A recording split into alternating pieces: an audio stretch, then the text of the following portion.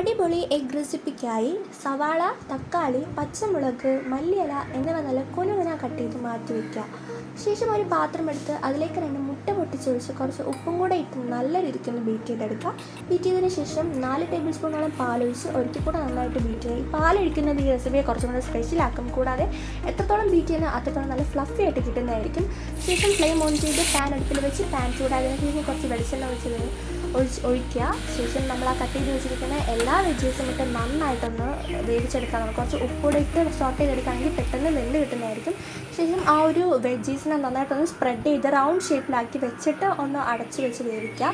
അടച്ച് വെച്ച് വേവിക്കുമ്പോൾ ലോ ഫ്ലെയിമിൽ ഇടാനായിട്ട് പ്രത്യേകിച്ച് ശ്രദ്ധിക്കണം, ഇല്ലെങ്കിൽ കരിഞ്ഞു പോകുന്നതായിരിക്കും. അങ്ങനെ അടച്ച് വെച്ച് വേവിച്ച് കുറച്ച് കഴിഞ്ഞിട്ട് ആ അടപ്പ് തുറന്നതിന് ശേഷം നമുക്ക് ആ എഗ്ഗിൻ്റെ മിക്സ് നന്നായിട്ടൊന്ന് ഒഴിച്ച് കൊടുക്കാം. നല്ല രീതിക്ക് കവർ ചെയ്യുന്ന ആ ഓണിയനും ടൊമാറ്റോയ്ക്ക് കവർ ചെയ്യുന്ന രീതിക്ക് തന്നെ എഗ്ഗിൻ്റെ മിക്സ് ഒഴിച്ച് കൊടുത്തിട്ട് നന്നായിട്ടൊന്ന് അടച്ച് വെച്ച് വേവിക്കുക എന്നുള്ളതാണ്. അങ്ങനെ വെന്ത് കഴിഞ്ഞതിന് ശേഷം നമുക്ക് ആ അടപ്പ് തുറക്കാം. അടപ്പ് തുറന്നിട്ട് കുറച്ച് ചില്ലി ഫ്ലേക്സ് ഇട്ട് കൊടുക്കാം.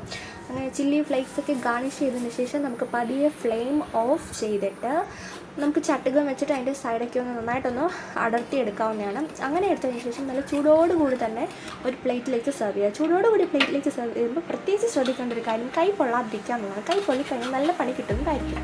ശേഷം നമുക്കൊന്ന് കട്ട് ചെയ്ത് നോക്കാം. അത്രയും ടേസ്റ്റിയാണ്, ഹെൽത്തിയാണ്. ബ്രേക്ക്ഫാസ്റ്റ് ആയിട്ട് നമുക്ക് ഇത് തന്നെ ഉണ്ടാക്കാവുന്നതാണ്. ഭയങ്കര ഈസി ആയിട്ടുള്ള ഇൻഗ്രീഡിയൻസ് ആണ് ഇതിൽ ചേർത്തിട്ടുള്ളത്. സോ എല്ലാവരും ട്രൈ ചെയ്ത് നോക്കുക. Thanks for watching.